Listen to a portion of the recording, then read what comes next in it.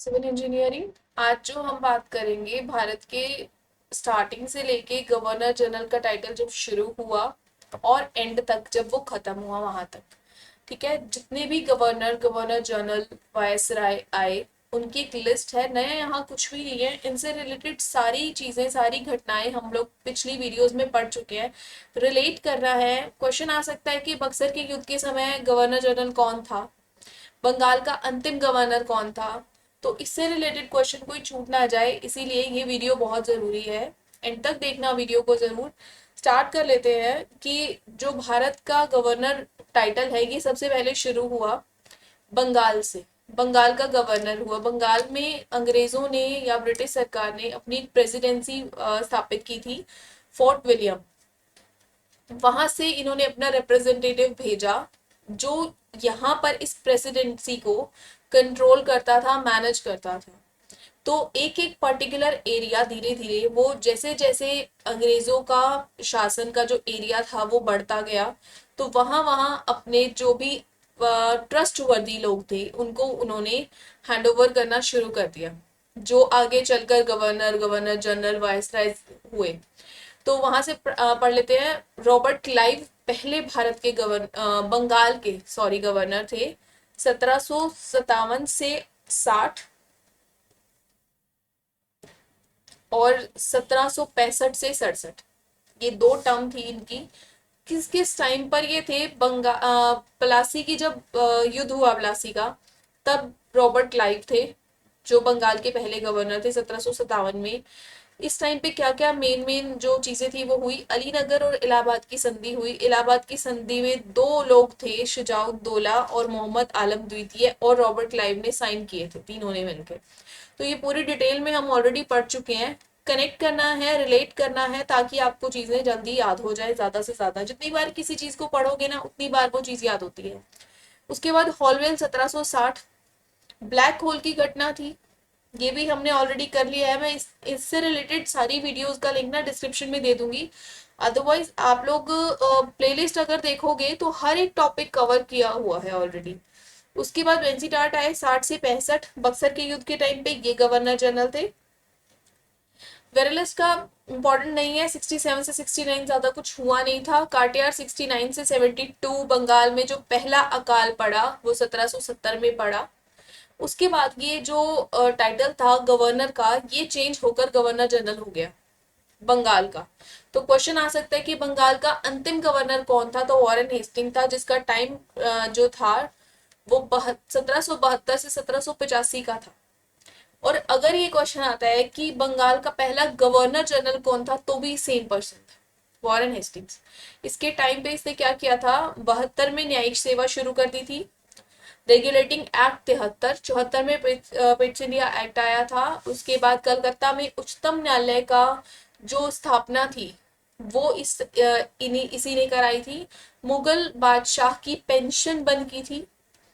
द्वितीय आंग्ल मैसूर युद्ध 80 से 84 और प्रथम आंग्ल मराठा युद्ध 75 से 82, दोनों डिटेल में हो चुके हैं। आपको याद रह जाएगा कि द्वितीय आंग्ल मैसूर युद्ध के टाइम पे जो गवर्नर जनरल थे वो कौन थे? तो वॉरेन हेस्टिंग थे। इसी तरह के क्वेश्चन बनते हैं यहाँ पर।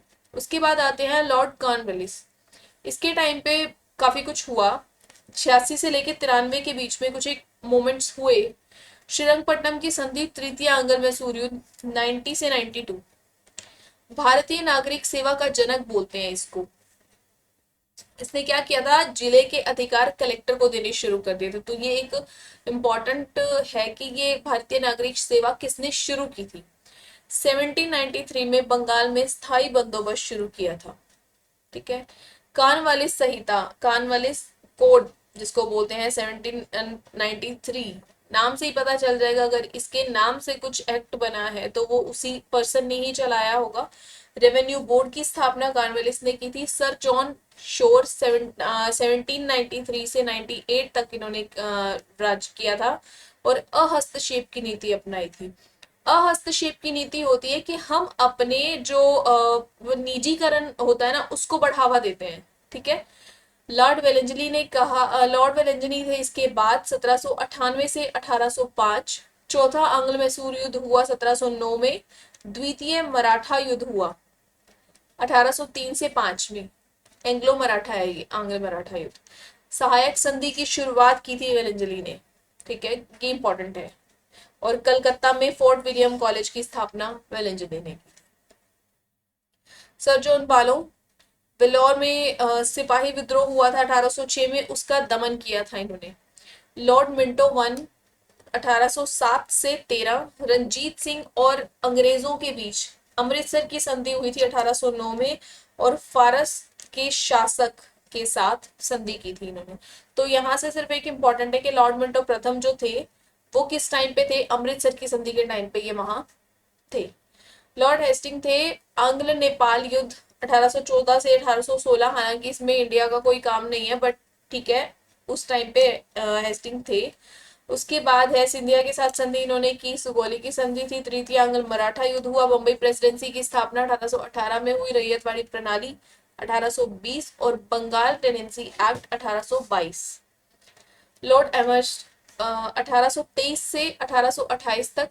आंग्ल बर्मा युद्ध और यानबू की संधि 1826। अब ये टाइटल चेंज होता है, बंगाल के गवर्नर जनरल से भारत के गवर्नर जनरल पे आ जाते हैं। तो सबसे पहले बंगाल के, सबसे अंतिम बंगाल के गवर्नर जनरल थे लॉर्ड विलियम बेंटिक, और भारत के पहले गवर्नर जनरल थे लॉर्ड विलियम बेंटिक। तो यहाँ ये इंपॉर्टेंट लाइन है। 1829 में इन्होंने सती प्रथा का अंत किया था। आगरा प्रेसिडेंसी का गठन किया था। चार्टर्ड एक्ट 1833 इनके टाइम पर आया था। 1835 में अंग्रेजी भारतीय प्रशासन की भाषा बन गई थी, और अंग्रेजी शिक्षा पद्धति पर मैकाले ने रिपोर्ट इन्हीं के शासन के टाइम पे लागू की थी। तो लॉर्ड विलियम बेंटिक इंपॉर्टेंट है। उसके बाद चार्ल्स मैटकॉक ने प्रेस पर नियंत्रण हटवाया था। तो समाचार पत्रों की मुक्तिदाता इनको एक टाइटल मिला था जो इम्पोर्टेंट है। उसके बाद 1836 में डाकघर की शुरुआत चार्ल्स मैटकॉक ने की थी। लॉर्ड ऑकलैंड 1835 से 1842। प्रथम आंग्ल अफगान युद्ध हुआ था इस टाइम पे। शेर शाह सूरी मार्ग का नाम बदलकर जीटी रोड किया था, ये इंपॉर्टेंट है। और ऑकलैंड के नाम पे, सॉरी ऑकलैंड के टाइम पे, उस टाइम पे ये गवर्नर जनरल थे भारत के। कंपनी रंजीत सिंह और शाहजुदा के बीच त्रिपक्षीय संधि भी ऑकलैंड के टाइम पे ही हुई थी। लॉर्ड एलेनब्रो 1842 से 44 तक। सिंध का विलय चार्ल्स नेपियर ने किया था 1843 में। उस टाइम पे भारत के गवर्नर जनरल कौन थे, एलेनब्रो। दास प्रथा का जब अंत किया 1843 में, तब भी एलेनब्रो थे। उसके बाद लॉर्ड हार्डिंग प्रथम 1844 से 48। आंग्ल सिख युद्ध के टाइम पे लॉर्ड हार्डिंग थे। लाहौर की संधि उस युद्ध में हुई थी। बालिका हत्या और नरबली पर रोक इन्होंने लगवाई थी। लॉर्ड डलहौजी द्वितीय आंग्ल सिख युद्ध के टाइम पे लॉर्ड डलहौजी थे यहाँ पर। और हड़प नीति के तहत सतारा, जतपुर, नागपुर, झांसी, उदयपुर, इन 5 रियासतों का जो शासन था वो अंग्रेजी रियासतों में मिला लिया गया था। उस टाइम पर लॉर्ड डलहौजी भारत के गवर्नर जनरल थे। कुशासन का आरोप इन्होंने अवध के राजा पर लगाया था 1856 में। चार्ल्स वुड डिस्पैच का गठन, डाकतार व्यवस्था 16 अप्रैल 1853। प्रथम रेल मुंबई से थाने, ये इंपॉर्टेंट है। तो इसमें इंपॉर्टेंट क्या क्या है मैं आपको बता देती हूँ। जिस भी वायसराय के टाइम पे जितने भी युद्ध हुए वो इंपॉर्टेंट है।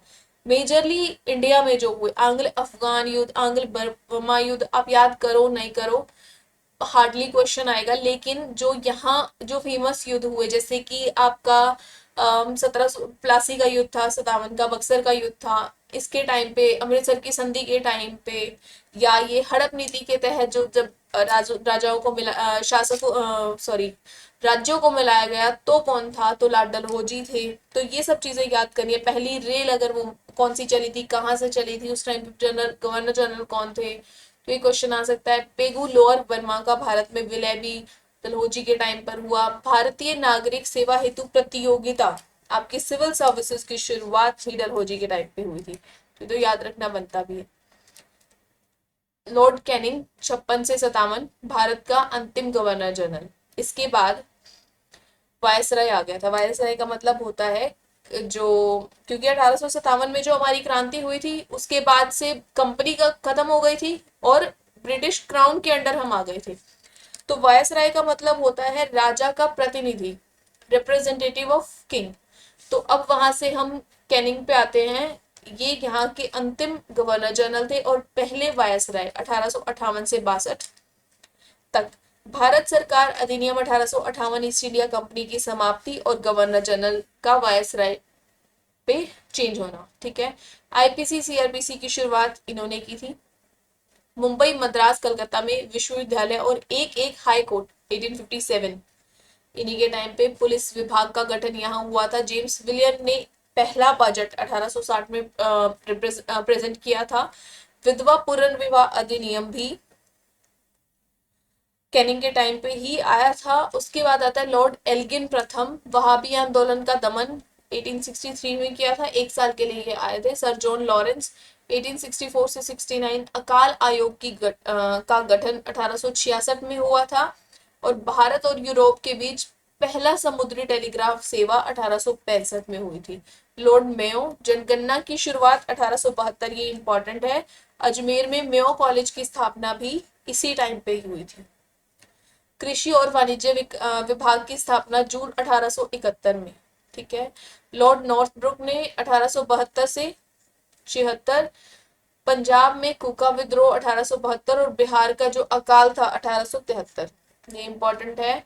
लॉर्ड लिटन थे 1876 से 1880। सिविल सर्विसेज में इन्होंने एज 21 थी जिसको कम करके इन्होंने 19 कर दिया। वर्नाक्युलर प्रेस एक्ट, जिसमें देसी प्रेस अधिनियम या फिर गला गोट अधिनियम जिसको बोला जाता है। वर्नाक्युलर प्रेस एक्ट क्या होता था, यहाँ पर क्या किया गया, प्रेस के जितने भी कंपनीज थी ना उनको बंद कर दिया गया। ठीक है। तो महारानी विक्टोरिया को केसरी हिंद की उपाधि भी 1877 में लॉर्ड लिटन ने दी थी। इसको बहुत क्रूर गवर्नर वायसराय बोला जाता था। ठीक है। उसके बाद लॉर्ड रिपन आए, इन्होंने काफी कुछ चीजें हमारे फेवर में की। गला गोट अधिनियम खत्म कर दिया 1882 में, वर्नाक्युलर एक्ट। सिविल सेवा की उम्र वापस से 21 कर दी, जो आज भी 21 है। भारत में नियमित जनगणना की शुरुआत 1881 में हुई। उसके बाद भारत के उद्धारक की संज्ञा फ्लोरेंस नाइटिंगेल ने इनको दी थी कि ये भारत का उद्धारक था। ठीक है। काफी हद तक उद्धार किया। रविवार की छुट्टी की शुरुआत इन्होंने की थी। तो ये तो याद कर ही लेना कि रिपन ने आपको संडे ऑफ दिया है। लॉर्ड डफरिन, डफर सा साउंड हो रहा है थोड़ा सा, 84 से 88 तक थे। ये कांग्रेस की स्थापना एओ ह्यूम ने की और पहला अध्यक्ष व्योमकेश बनर्जी थे। तो इनके शासनकाल में कांग्रेस की स्थापना हुई थी। तृतीय आंग्ल बर्मा युद्ध 85 से लेके 88 और बर्मा का विलय भारत में हो गया था। ज्यादा कुछ इंपॉर्टेंट है नहीं। कांग्रेस की स्थापना है कि एओ ह्यूम ने की थी, वो हम सबको पता ही है। और व्योमकेश बनर्जी इसके पहले अध्यक्ष थे। लॉर्ड लेंसडाउन,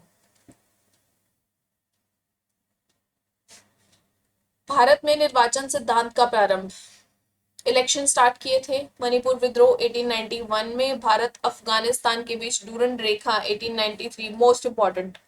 भारत अफगानिस्तान के बीच जो रेखा है उसको डूरन रेखा बोलते हैं। और इसकी शुरुआत कब की गई थी, 1893 में। उस टाइम पे वायसराय कौन थे, लॉर्ड लेंसडाउन। 3 क्वेश्चन कंप्लीट हो गए। मुंबई में गणपति महोत्सव की शुरुआत 1893 में तिलक ने की थी। हमने ऑलरेडी लास्ट ही वीडियो में अभी पढ़ा है इंडिपेंडेंस स्ट्रगल में कि तिलक ने की थी। क्यों की थी, एक जो उन्होंने छुपे हुए संगुप्त संगठन बनाए थे ताकि अंग्रेजों से बदला लिया जा सके, उनके खिलाफ कार्यवाहियां की जाए, तो उसके लिए की थी। उसके बाद 1895 में जब शिवाजी महोत्सव की शुरुआत की थी तो उस टाइम पे लॉर्ड एल्गिन द्वितीय थे वहां पर 1999 तक, सॉरी 1899 तक, ये गलत लिखा है। ठीक है। एल्गिन ने बोला था कि अंग्रेजों ने भारत को तलवार के बल पर जीता है और इसकी रक्षा भी हम तलवार के बल पर ही करेंगे। एक स्टेटमेंट इन्होंने दी थी। तो देख लो अब वो क्या चाहते थे करना। लॉर्ड कर्जन ने 1899 से 1905 बंगाल विभाजन हुआ। सिंचाई, पुलिस, विश्वविद्यालय आयोग और भारत रेलवे बोर्ड की स्थापना इन्होंने अपने टाइम पे की। प्राचीन संरक्षक स्मारक अधिनियम 1904 लॉर्ड कर्जन के टाइम पे बना था। लॉर्ड मिंटो द्वितीय 1905 से 1910 मुस्लिम लीग की स्थापना 1906 में हुई थी। कांग्रेस यहाँ पर दो दलों में बट गई थी। अगर आप इससे पिछली वीडियो देखोगे पार्ट 1, तो हमने पढ़ा था कि कांग्रेस दो दल में बट गई थी, गरम दल और नरम दल, और मुस्लिम लीग अलग हो गई थी। स्वदेशी आंदोलन किया गया था बंगाल विभाजन को रोकने के लिए 1905 से 1911। सूरत अधिवेशन में कांग्रेस विभाजन हुआ 1907 में। तो उस टाइम पे मिंटो वन थे। इसी के साथ ही मार्ले मिंटो सुधार आया था 1909, जिसमें मुसलमानों को पृथक निर्वाचन क्षेत्र दे दिया गया, जहां से हमारा विनाश होना शुरू हो गया। विनाश इन द सेंस बंटवारा होना शुरू हो गया, मुसलमान अलग और हिंदू अलग। इनकी स्ट्रैटेजी ही यही थी कि फूट डालो और शासन करो। लॉर्ड हार्डिंग द्वितीय 1910 से 1916, 1911 में दिल्ली दरबार लगा। 1912 में दिल्ली से जो भारत की राजधानी है वो कलकत्ता से शिफ्ट करके दिल्ली लाई गई। हिंदू महासभा 1915, मदन मोहन मालवीय ने एक अलग से सभा का गठन किया, और गांधी जी का दक्षिण अफ्रीका से आना भी लॉर्ड हार्डिंग द्वितीय के टाइम की ही बात है। इसी के साथ हार्डिंग एक बम घटना भी हुई थी, जो हमने पिछली वीडियो में पढ़ा है। ठीक है। उसके बाद लॉर्ड जेम्स फोर्ड 1916 से 1921 कांग्रेस अधिवेशन हुआ था। मिंटो ने कांग्रेस को तोड़ा था। जेम्स फोर्ड के टाइम पे कांग्रेस जुड़ गई थी। लखनऊ समझौता हो गया था 1916 में, जिसपे तीनों स्वराज की मांग पर एग्री कर गए थे, और यहाँ पर आके उन्होंने होम रूल लीग की भी स्थापना की थी, जिसके जो मेन लीडर थे वो एनी बेसेंट और बाल गंगाधर तिलक थे। मोंटेग्यू चेम्सफोर्ड घोषणा 1917, रॉलेट एक्ट, जलियांवाला बाग हत्याकांड, भारत सरकार अधिनियम, सारी चीजें हमने डिटेल में कर ली हैं। इस टाइम पे सिर्फ ये रिवाइज कर लेना कि वायस राय कौन थे, तो जेम्स फोर्ड थे। ठीक है। लॉर्ड रीडिंग, चोरा चोरी हत्याकांड, स्वराज पार्टी की स्थापना 1922, लॉर्ड रीडिंग। अब ज्यादा टफ होगा नहीं, क्योंकि अब से पीछे आगे के सारे आंदोलन हमने पढ़े हुए हैं। वैसे भी जो गवर्नर जनरल तक था ना, थोड़ा सा बोरिंग लगा होगा आपको। वायस राय के टाइम पे आपको ये सारी घटनाएं सुनी सुनी लगेगी। आपने बहुत पहले की भी याद होंगी, स्कूल टाइम की भी याद होंगी। गांधी जी के तो सारे ही हमें, जो उन्होंने असहयोग आंदोलन चलाया, दांडी चलाया, वो सब याद है। बस आपको याद इतना करना है कि उस टाइम पे कौन हमारे वायसराय थे भारत के। इसके बाद लॉर्ड इरविन के टाइम पे देसी रियासतों के संदर्भ में बटलर समिति 1927 की नियुक्ति की गई थी। साइमन कमीशन हमें पता है 1928, नेहरू रिपोर्ट आई थी। कांग्रेस का लाहौर अधिवेशन 1929 में हुआ था, जहां उन्होंने पूर्ण स्वराज की मांग को संकल्प ले लिया था। कांग्रेस जो ये स्वतंत्रता थी ना हमारी, वो सबका एक मिला जुला एफर्ट था। ठीक है। तो इसमें गांधी जी भी इक्वली इम्पोर्टेंट है, इसमें भगत सिंह का भी इक्वली इम्पोर्टेंट है, उदारवादी उग्रवादी, ये सारे संघ ने जो भी किया उसका परिणाम हमारी स्वतंत्रता थी। तो आप नहीं कह सकते कि किसी एक का एफर्ट था। मुस्लिम लीग का भी उतना ही योगदान था, उन्होंने भी अपने देश के लिए सेक्रीफाइस किया ही था। दांडी मार्च, सविनय अवज्ञा 1930, पहली गोलमेज सम्मेलन, फर्स्ट राउंड टेबल कॉन्फ्रेंस 1930 में हुई थी। किसके टाइम पे? लॉर्ड इरविन के टाइम पे।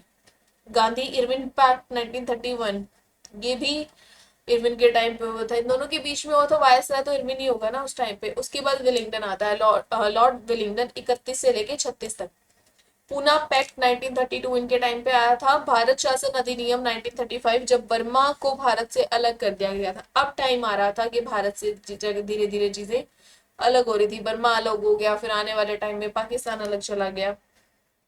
सेकेंड और थर्ड राउंड टेबल कॉन्फ्रेंस 1932 में हुई। लॉर्ड लिलिथगो 36 से लेके 44। मुस्लिम लीग का जो कराची अधिवेशन था, उसमें पाकिस्तान की मांग रख दी 40 में। अभी तो हमने बर्मा को अलग किया था, पाकिस्तान अलग हो रहा है। क्रिप्स मिशन 1942 आया था। भारत छोड़ो आंदोलन 1942, भारतीय राष्ट्रीय सेना का गठन 1941, तो इस टाइम पे ललित गो थे। लॉर्ड वेवेल कैबिनेट मिशन 1946 में जब आया था, तब लॉर्ड वेवेल थे। संविधान सभा का चुनाव 1 जुलाई 1946, मोस्ट इम्पोर्टेंट। लॉर्ड माउंटबेटन 1947 से 48, ब्रिटेन के प्रधानमंत्री। इटली ने हाउस ऑफ कॉमन्स में, जो वहां का हाउस था, जैसे यहाँ पर लोकसभा राज्यसभा बने, ऐसे वहां पर जो हाउस ऑफ कॉमन्स था, उसमें भारत की स्वतंत्रता का विधेयक प्रस्तुत किया, और फाइनली 15 अगस्त 1947 को भारत को आजाद कर दिया। और आजाद भारत के पहले विदेशी गवर्नर जनरल जो बने, या पहले गवर्नर जनरल माउंटबेटन बने थे। अब क्वेश्चन ये आ गया, जब हम आज़ादी हो गए तो फिर हम क्यों ब्रिटिश सरकार के किसी बंदे को या विदेशी बंदे को गवर्नर बनाए, हमारा भारत का होना चाहिए। तो अब 48 के बाद 50 तक स्वतंत्र भारत के पहले भारतीय गवर्नर जनरल जो बने वो चक्रवर्ती राजगोपालाचारी जी बने। ये अंतिम भी थे क्योंकि इसके बाद हमने राष्ट्रपति का चुनाव किया, राष्ट्रपति की अपॉइंटमेंट की।